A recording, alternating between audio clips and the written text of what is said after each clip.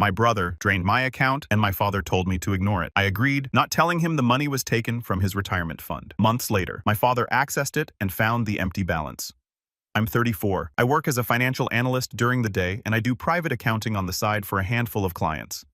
Tax season for me isn't a deadline. It's basically a month where sleep becomes optional and coffee becomes a food group. It was a Tuesday in mid-April. I was in my home office surrounded by stacks of client receipts and 3 empty mugs. The kind of situation where you stop noticing the mess because you've been inside it for 12 days straight. The only light in the room came from my dual monitors. It was 2:15 a.m. My eyes felt like sandpaper. I was about to shut everything down and call it a night when my phone buzzed on the desk.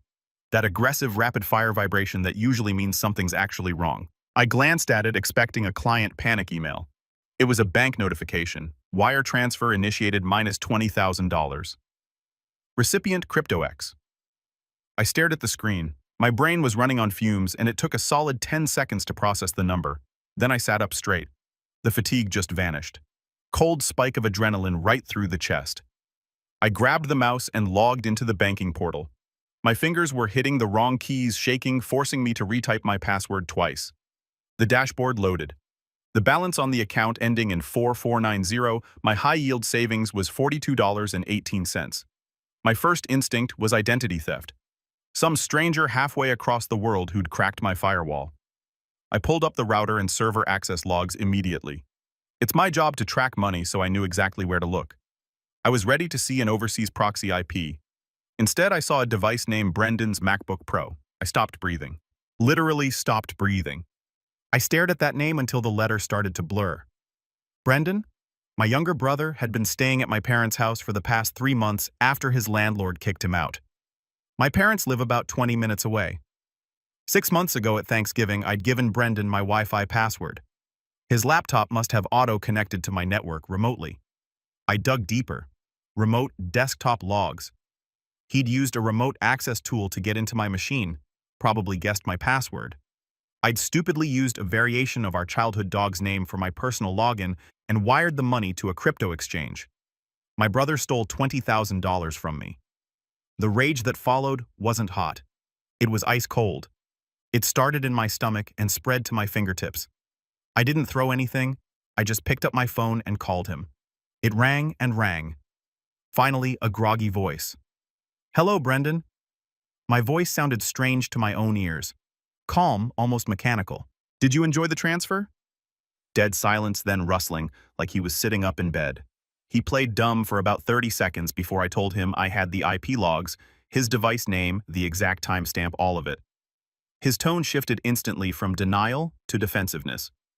That's Brendan's signature move in every confrontation he's ever been in. He said he didn't steal it. He borrowed it. He had a sure thing, some new coin going to the moon. He was going to put it back before I even woke up. Trust him. I told him to transfer it back now. He couldn't. He'd already locked it in a smart contract for 24 hours. But by tomorrow night, it'd be $40,000 and he'd give me $25,000 back. I hung up. I was already hovering my finger over the keypad to dial 911 when my phone rang again. Not the police. Dad.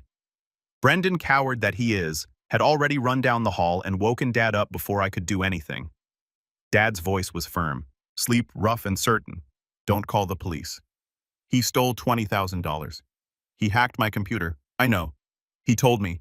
He panicked. He made a mistake. Then came the line I'll never forget. You are not going to ruin your brother's life over money. I told him I was calling the cops. If you call the police, Dad said, his voice dropping an octave, you will never step foot in this house again. He is your brother. Family helps family. Get in your car and come here. We will fix this. I stood there in the dark office, the empty account balance still glowing on the screen. And then I thought about something specific. I thought about which account Brendan had actually drained. Okay, I said. I'll be there in 20 minutes. I grabbed my keys. I didn't call the cops, not because I was scared, because as I walked to my car, I remembered exactly what that account was, and I realized neither Dad nor Brendan had any idea. Hold on a second, let me jump in. For the listeners, this is the host, not Nolan. His brother Captain Crypto just robbed his own family using a remote access tool he secretly installed months ago. Didn't stumble into it, planned it. And when he got caught, his first move was to pitch a moonshot coin like he's running a Discord pump and dump. The man committed a felony and immediately pivoted to a sales presentation. But here's what nobody in that house knows yet. The money wasn't even Nolan's to begin with. That detail is about to make everything worse for everyone except Nolan. Keep going. To understand why I smiled instead of panicking on that drive over, you have to understand the history of that account. I've always been the responsible one in the family. Boring. According to Brendan College finance degree, CPA steady job, 401k, the whole package. Brendan was the wild spirit. That's what Mom always called him. He dropped out of college to start a dropshipping business. Failed. Tried day trading. Failed. Tried being an influencer. That one failed so spectacularly, it still gets brought up at family dinners. Every single time he crashed, Dad was right there with the fire extinguisher and the checkbook. Caleb's learning. Give him a break. He just needs one good idea. But 2 years ago, something shifted. Dad had inherited a plot of scrubland in Texas from a great aunt nobody really thought about. Turned out, an oil company needed to run a pipeline through it. Dad sold it quietly, netted around $150,000 after taxes. Didn't tell Mom. Definitely didn't tell Brendan. He called me. He took me out to lunch at a steakhouse, something he almost never did. Ordered a coffee, looked me in the eye across the table, and slid a check toward me. "I need a favor, Nolan," he said. I looked at the check. "That's my retirement. My real retirement, not the pittance your mother and I have in the joint account." He leaned in and lowered his voice. "If your mother finds out, she'll renovate the kitchen or book a cruise. If Brendan finds out..." He shuddered and didn't finish the sentence. He wanted me to open an account under my name. Manage it, keep it safe and quiet. He'd give me 5% of the interest as a management fee. On paper, it looked like my personal savings. "I trust you," he said. "You're the smart one." That was the hook. I'd been waiting to hear that line from him my whole life. I did it. I opened the high-yield savings account under my name and nicknamed it Project T in my personal ledger. Over 2 years, Dad had dipped into it a few times for what he called emergencies, but mostly it just sat and grew. By mid-April, the account had about $20,000 in liquid cash. The rest I had locked in long-term bonds. My actual personal savings were at a completely different bank specifically to avoid mixing funds. I'd been deliberate about that separation from day one. Brendan, being lazy and in a rush, had grabbed the liquid cash. He thought he was stealing from me. Dad thought he was protecting Brendan from consequences of stealing from me. Neither of them knew they were having that argument about Dad's own retirement fund. I drove to their house at 3 a.m. with all of that in my head. I practiced a look in the rearview mirror. Sad, compliant, defeated. The look of a son who got beat and knows it. If Dad wanted to play the family helps family card all the way to the river, I was going to let him. The house smelled like stale coffee and stress when I walked in. Mom was asleep upstairs. Dad had kept this quiet from her. In the living room, Dad standing by the fireplace in his bathrobe, arms crossed. Brendan on the couch, head in his hands, eyes red-rimmed. Whether the tears were real or performed, I've honestly never been sure. With Brendan, it's usually about 50-50. Dad's fury wasn't directed at the thief. It was directed at the inconvenience of the situation. He ran the whole script. Brendan made a mistake. He's drowning. He's desperate. Look at you, Nolan. You've got the condo, the investments, the promotion, no kids, no debt, and then the one that genuinely floored me. Don't be greedy, Nolan. He actually said that I'm the victim standing in his living room at 3 a.m., and I'm being told not to be greedy. I laughed. Dry, quiet, barely audible. And then he hit the real point. If I called the police, Brendan goes to jail. His life is over. Did I want to be the reason my brother had a criminal record? Did I want to break Mom's heart? So what exactly are you proposing? I asked. I just eat the loss. Dad squared his shoulders. Yes, you let it go. Consider it a contribution. A contribution to saving your brother. He'll pay you back eventually. He said this, knowing full well it was a lie. All three of us knew it. I looked at Brendan. He was watching me through his fingers, holding his breath, like a kid waiting to find out if he's getting a punishment or ice cream. I looked at Dad defiant, completely certain he had the authority to redistribute my money because he was the patriarch, and that's just how it worked. Okay, I said softly. Dad blinked. He hadn't expected it to be that easy. You want me to let it go? I said again slower. Treat this $20,000 as a gift to get Brendan out of trouble. Not seek repayment, not involve the authorities. That's what you're asking me as my father. Yes. Dad exhaled. Exactly. That's the right thing to do. That's what a good brother does. And you promise, I said, looking him directly in the eye, that we never speak of this money again. Debt is settled. Done. I promise. It's buried. Gone. I pulled out my phone, told them I was turning off the fraud alert. I was actually stopping the recording I'd started the moment I walked through the front door. I drove home. I let them think they'd won. Pause for a second. For listeners, this is still the host jumping in, not Nolan. I need a moment here. This man walked into a room at 3 a.m. where his father was actively shielding the guy who robbed him. Stayed completely calm, agreed to everything, and recorded the entire thing on his phone. That's not just restraint, that's operating at a different level entirely. Dad thought he was brokering a family peace deal. What he was actually doing was signing a document that would come back to haunt him. And the beautiful part, he was genuinely proud of himself. Anyway, this is where Nolan stops reacting and starts building. The next morning, I felt more awake than I had in months. I called in sick, not entirely a lie, and set up a coffee meeting with my friend Diana. We'd been friends since college. She's a contract lawyer, sharp as anyone I know, and she was the only person outside my family who knew about Dad's secret fund because she'd helped me put together the original management paperwork, which Dad had refused to sign because he didn't want a paper trail. We met downtown at a coffee shop far from anywhere Dad or Brendan might wander. I played her the recording. She listened with her mug halfway to her mouth. When it finished, she set it down. "Nolan," she said, "this is diabolical. I love it, but you need to cover yourself. You're the custodian of that account.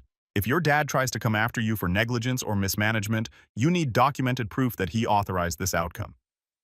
"That's exactly why I'm here. How do I lock him in without tipping him off about the secret?" She tapped her pen on the table for a few seconds. Email confirmation vague enough not to trigger his paranoia about the fund. Specific enough to identify the transaction. We spent an hour drafting the right email. Subject line: resolving last night's issue. The body confirmed that per his request, I was canceling any police report regarding the unauthorized transfer of $20,000 from the savings account under my management on April 15th. And that I understood he wanted this treated as family assistance for Brendan, not a debt requiring repayment. I closed it by saying I hoped it helped Brendan get back on his feet. I hit send. 2 hours later, Dad replied, "Thanks, son. Proud of you. Let's move forward. Don't bring it up to your mother." Diana read the reply over my shoulder and gave me a nod. "You're legally bulletproof. He explicitly authorized forgiveness of the debt. He thinks he's clearing a balance you're owed. The phrase savings account under my management covers the fund without naming it. That afternoon, I went to the bank, my actual bank where my personal money lived. I moved everything to a completely different institution, set up two-factor authentication, with a hardware key, changed every password I owned, ran a full virus scan, wiped my laptop's hard drive, and reinstalled the operating system from scratch. I scrubbed Brendan's digital fingerprints out of my life entirely. That night, Brendan texted me, "Hey bro, crypto crashed, lost it all. Sorry, but thanks for being cool about it. Dad says you're a hero." LOL, lost it all. Of course he did. There was never a sure thing. He'd either dumped it into a pump and dump scheme or just made the dumbest possible move with it. With Brendan, both options are equally likely. And the LOL that told me everything I needed to know. He thought he'd gotten away clean. He thought the Bank of Nolan had a no-penalty withdrawal policy. I didn't reply. I made myself a cup of coffee, sat on the balcony, and waited because I knew Dad's pattern. He'd ignore the fund for months, let it sit, let himself feel secure. But eventually he'd want to move it. He'd find some deal. He always did. It took 3 months. Okay, stop. I need to appreciate something about this for a second. Captain Crypto, who has failed at dropshipping, day trading, and influencer content, sent an LOL in his apology text. An actual LOL. What's next? A Yelp review of the heist. 3 stars. The victim was too calm. Would rob again. Meanwhile, Nolan's out here quietly rebuilding his entire digital security setup while Dad thinks he's sulking. He's not sulking, he's waiting. Because in 3 months, Dad is going to go looking for his retirement money. And Nolan already knows exactly what that bank statement says. The patience on this guy is something else. Back to the story. Summer rolled in. The silence between me and my family got comfortable, for me at least. I stopped going to Sunday dinners, told Mom I was buried in work. Dad didn't push it. He probably figured I was still stinging about the money. And honestly, I think he liked that. Fed his ego, thought he'd handled me. July 12th, 10:30 in the morning. Dad called while I was at my desk. He was breathless, excited. He'd found a commercial property foreclosure situation, desperate seller cash needed fast. He wanted to pull everything from the fund and wire it directly that evening so he could show proof of funds the next morning. It's the deal of a lifetime, he said. Pull it all. Sure, Dad, I said. I'll be there at 7. I hung up and sat there for a second listening to the office AC hum. Then I printed out the bank statement for account 4490. Slid it into a crisp manila envelope and put the envelope in my briefcase. I drove over that evening. The house had a festive energy. Mom was out at her book club, which is when Dad always timed these things. Brendan was on the couch eating a pizza, looking completely relaxed. The April incident had clearly become ancient history for him. Zero consequences will do that for a person. Dad greeted me at the door with a wide grin. He handed me a water and started talking about retiring next year, buying a boat, finally doing what he'd always said he would. He was already spending the money in his head before it was even in his hands. All right, he said, rubbing his palms together. Open up the magic box. Let's see the total, with interest. We should be sitting pretty. I set my briefcase on the dining table. Brendan wandered over, still chewing, holding a pizza slice. Can I get a cut for the emotional support? He joked. I didn't smile. I opened the briefcase. I did not take out a laptop. I took out the manila envelope. I didn't bring the computer, I said, but I brought the latest statement. Dad looked confused. Why, we need to transfer it. Read it first. I slid the envelope across the table. Dad picked it up, opened the flap, pulled out the single sheet of paper, adjusted his reading glasses. The silence that followed was thick. You could have wrung it out, Nolan. His voice was suddenly uncertain. Is this a joke? No joke. It says the balance is. He looked up, his eyes wide and glassy. $42.18. Where is the rest? There should be over $20,000 in here. Brendan stopped chewing. He looked at the paper, then at me. The color left his face entirely. It was withdrawn, I said. April 15th. Dad's brow furrowed, his brain slowly connecting dots. It really didn't want to connect. April 15th. That's the... He froze. He looked at Brendan. Brendan's face went the color of curdled milk. He dropped the pizza crust. That was the night Brendan hacked my computer, I said. The night he transferred $20,000 to a crypto exchange. Dad shook his head slowly, like a man trying to solve an equation while the floor was falling out from under him. But that was your money. We agreed that was your savings account. You assumed it was my savings. I never said that. I kept my voice flat and steady. Brendan hacked the account ending in 4490. That's the account you asked me to open. That's Project T. That's your retirement fund. Dad made a sound I'd never heard from him before. A strangled, high-pitched wheeze. He gripped the edge of the table with both hands. You. He pointed at me, finger shaking. You let him. You told me to. You told me to let it go, I said. You told me don't be greedy. You told me family helps family. You told me to write it off as a contribution to saving my brother. I thought it was your money.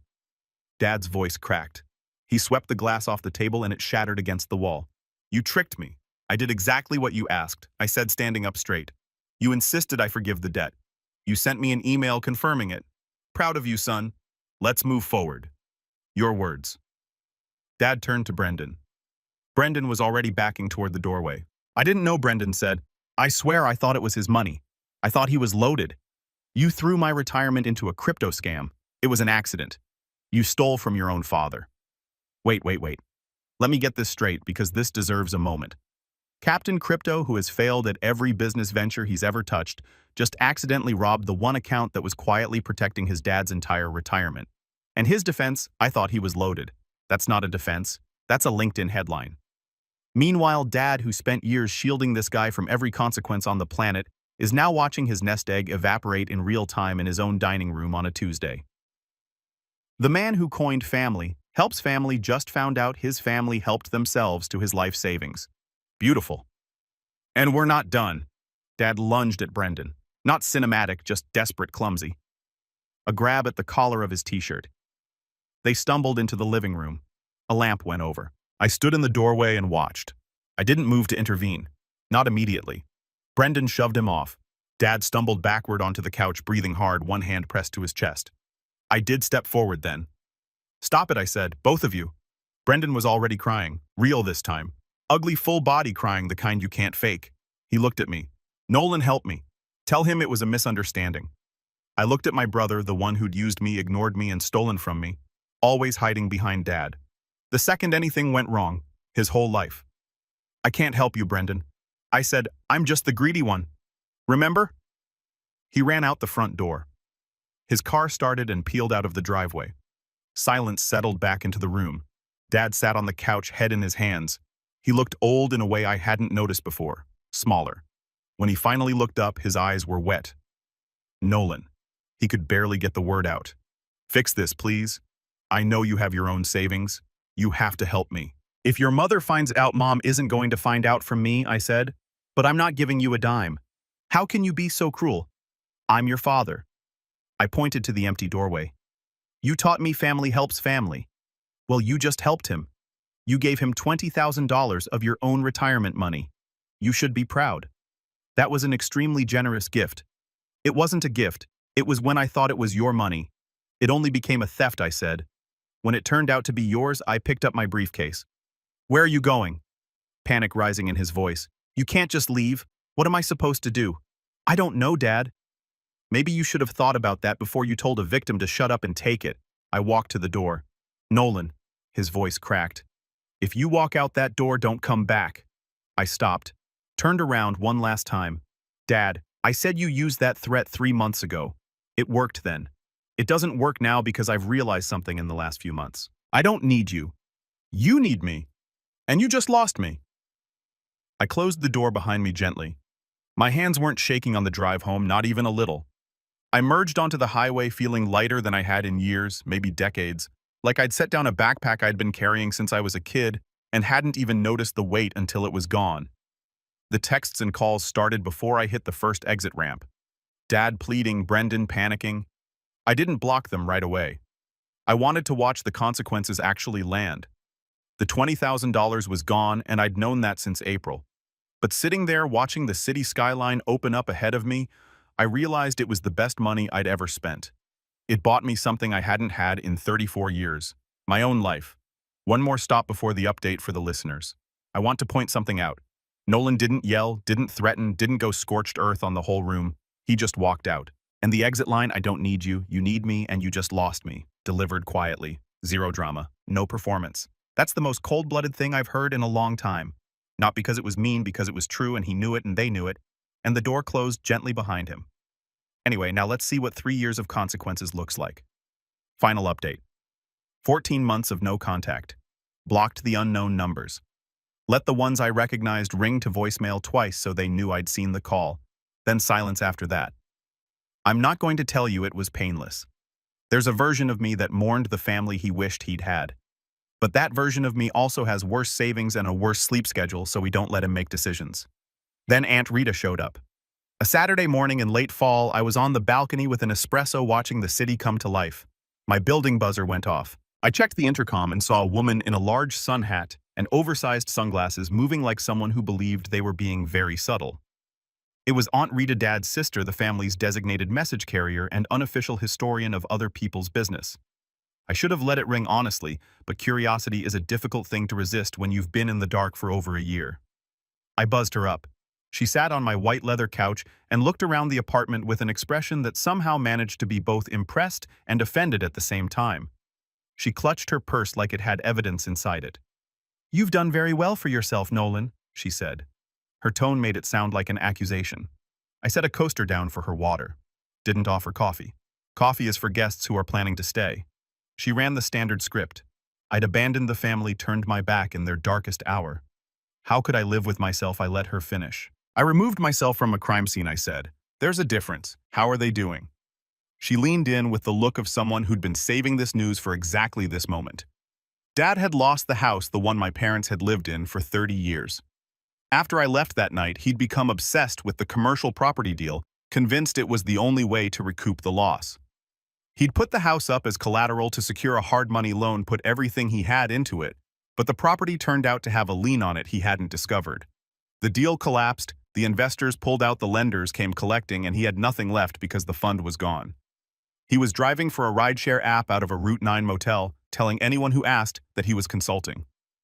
Mom had moved into a small apartment near her church. She'd had to resign from the garden club board, which according to Rita was actually the more devastating loss. And Brendan, he'd left the state before anyone could serve him anything. Took Dad's car before the bank repossessed it and drove south. Last anyone heard, he was in Florida waiting tables and dodging subpoenas. Some people were apparently still looking for him, not the kind you call the bank about. Then Rita looked at me directly and delivered what she'd come to say. Nolan, your father is 70 years old. He's driving strangers around at night to pay for a motel room. Your mother is living on Social Security, and here you are. She gestured around my apartment. One check from you could get your mother into a nice place. It could get your father off the road. I looked at her for a long moment. Aunt Rita, I said, do you know why I didn't call the police that night? Because your father asked you not to. No, because I wanted them to actually learn something. Dad spent his whole life bailing Brendan out with money he was hiding from his wife. He used me as the vault and Brendan as the excuse. When the vault got robbed, Dad's instinct was to protect the thief and silence the victim. If I write a check right now, what happens next week? Does Dad learn? Does Brendan? They've suffered enough, she said. My compassion, I said, was giving them a real choice. Dad chose Brendan over me. He chose to cover a felony over my dignity. He told me to let it go. I stood up, so I let it go. I let them go. I'm not rescuing anyone here. I'm ending the cycle. Rita stood face flushed. You're cold, Nolan. Ice cold. Your father was right about you. You care more about money than blood. No, I said, walking her to the door. I care about peace, and I paid $20,000 for it. I think that's a fair price. She left. I watched the elevator doors close on her expression. I went back to the balcony. There was one loose end I hadn't told anyone about. When Dad set up the fund, he'd promised me 5% of the interest as a management fee. I'd managed the money properly, moved it into high-yield bonds and index funds before Brendan drained the liquid cash. The original principal was what got stolen and lost. But the interest I generated over 2 years, I'd swept that into a separate sub-account every quarter just as clean accounting practice. Brendan hadn't touched it, didn't know it existed. About $8,500. Technically Dad's money. Technically my fee. A genuine gray area. But I didn't want a gray area. I didn't want a single dollar of that fund mixed into my new life. I made out a cashier's check to a gambling addiction recovery foundation. Sealed the envelope, walked down to the lobby mailbox, dropped it in. Clack, final, 3 years now. Mom and Dad divorced. Turns out, when you lose the house and your wife finds out about the secret fund you'd hidden from her for years, the marriage doesn't survive that conversation. Mom is in a senior community now. We talk occasionally surface level carefully. She still blames me a little. She can't fully help it. It's the wiring she grew up with, but she respects the distance. I send her flowers on her birthday. Dad still emails me sometimes, usually links to investment opportunities or things he's read online. Mason, look at this gold IRA. This one is different. He hasn't changed. He's still looking for the shortcut. Still hunting the magic move that undo 30 years of decisions. I dragged them to spam without opening them. And Brendan got arrested in Georgia. Check fraud. Minor charge as these things go, but enough to put him in the system. He called me collect from jail. I stared at the phone for a full minute. Inmate from Brendan. Would you like to accept charges? I pressed decline. That was the hardest moment. Harder than the night of the theft, honestly, because it was the moment I fully accepted I couldn't save him. Dad had spent 30 years trying to save him, and all it produced was a man who believed the world owed him everything without receipt. If I answered that call, I wouldn't be helping. I'd just be the new enabler, the new dad. So I let it ring out. My life now, I got the senior analyst promotion. Salary nearly doubled. My personal investments are up. I'm with a woman named Claire who knows the whole story and, unlike my family, actually respects that I have a line I don't negotiate past. Life is stable, boring in the best possible way. Dad called me greedy that night. He used it like a weapon. But let's be clear about what greed actually is. Greed isn't having savings. Greed isn't wanting justice when someone steals from you. Greed is feeling entitled to take what isn't yours because working for it seemed like too much effort. Greed is hiding money from your wife for years and then demanding someone else cover your losses. Greed is asking a person to set themselves on fire so you can stay warm for 1 more hour. Family helps family is a real thing when it runs both directions. When it only flows one way, it's not a value. It's a collection strategy. I paid $20,000 to learn that. Honestly, Best money I've ever spent. So if you're the responsible one, the one who holds the vault, absorbs the impact, gets called greedy for wanting what you earned, remember this. You are not an ATM with a family plan. You're a person, and your security matters just as much as theirs does. I want to hear from you. Have you ever had to draw a hard line with a family member over money or been on the other side of one? Drop it in the comments. Look, Nolan's not perfect. He made a calculated decision and let it ride for months while the clock ticked. But here's what I know. A man who robs you and a father who covers for it aren't asking for your compassion. They're asking for your compliance. And the moment you realize you're not obligated to fund someone else's chaos, everything changes. That line he dropped at the door, quiet, no drama. I don't need you, you need me. That's not cruelty. That's a man who finally stopped shrinking.